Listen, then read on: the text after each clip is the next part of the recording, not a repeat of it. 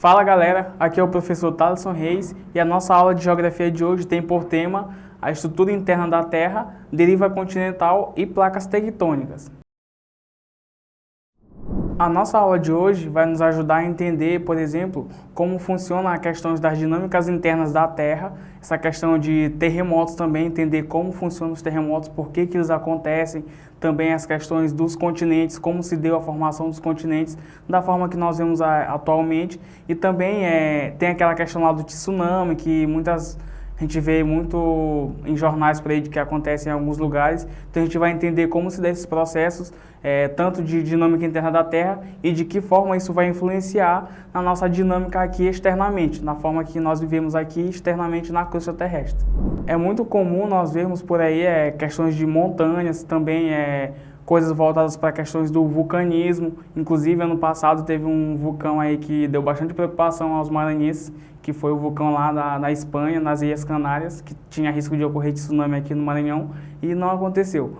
Porém, para que nós entendamos como se dá esse processo de vulcanismo, de formação de montanhas, é necessário primeiro nós entendermos como é esse processo, como é a dinâmica interna da Terra. Então, agora primeiro a gente vai conhecer como é a estrutura interna da Terra.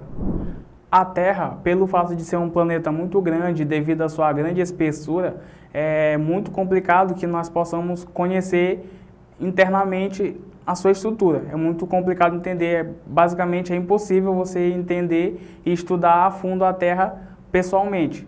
Porém, há alguns estudos que tentam entender melhor como se dá essa dinâmica, inclusive alguns estudos já tentaram, por exemplo, escavar a Terra, porém não conseguiram ter grande êxito. O máximo que conseguiram chegar foi a 13 quilômetros, porém a Terra tem um raio de 6.400 quilômetros internamente, então você pode perceber que é quase nada relacionado à grande dimensão da Terra.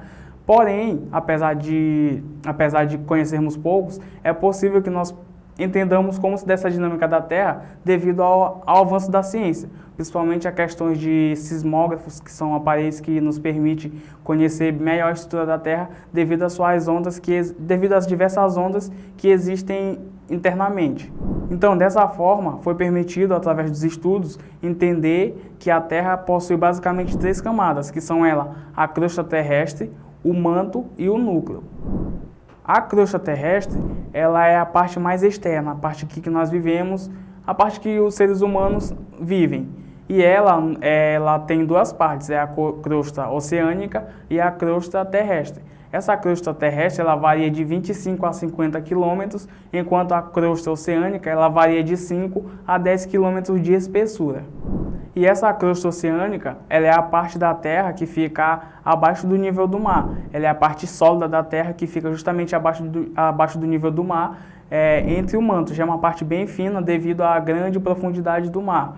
Enquanto a crosta terrestre é justamente a parte que nós vivemos. Ela fica acima do nível do mar e ela também é bem mais espessa, que é aqui onde nós desenvolvemos nossas atividades, nós seres humanos. A segunda parte da Terra, a segunda camada, se chama manto. Ele fica entre a crosta oceânica e o núcleo da Terra e ele tem uma espessura de aproximadamente 2.900 quilômetros. Esse manto ele se divide em duas etapas, em duas partes, que é o manto inferior e o manto superior. Sendo que o manto superior ele tem uma temperatura de cerca de 2.000 graus Celsius, enquanto o manto inferior, que é a parte mais próxima do núcleo, ele já vai ter temperaturas de aproximadamente 3.000 graus Celsius.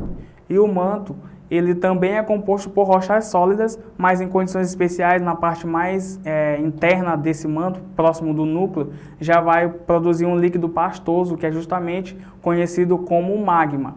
Esse magma, inclusive, é algo muito importante que nós vamos debater ao longo das nossas aulas. E a terceira camada da Terra, ela é chamada de núcleo.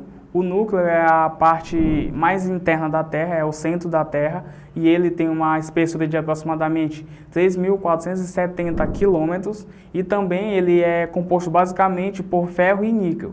Ele não se tem muitas informações acerca do núcleo da Terra, porém o que se sabe é que ele é composto basicamente desses dois materiais, que é ferro e níquel, e também ele apresenta uma temperatura de aproximadamente mais ou menos 6.000 graus Celsius. E depois de entender como se dá essa dinâmica interna, como se dá essa estrutura interna da Terra, a gente chega num conceito chamado deriva continental.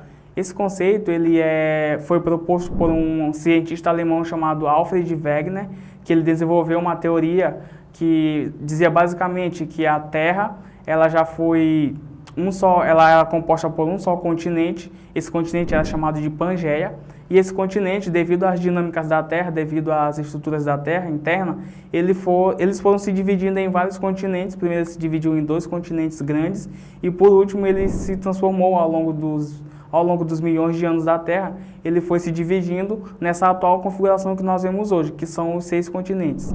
E é importante ressaltar que depois, a partir desse conceito de deriva continental, foi que começou a se aprofundar os estudos e chegou ao conhecimento dessas questões das placas tectônicas, que são justamente esses grandes blocos que a Terra é dividido, que causou essa divisão dos continentes.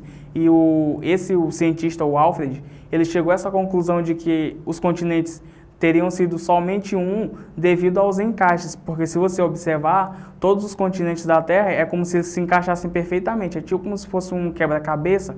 Então, quando ele passou a analisar isso, ele chegou a essa conclusão e justamente de que a Terra já foi somente um continente, esse grande continente chamado Pangeia.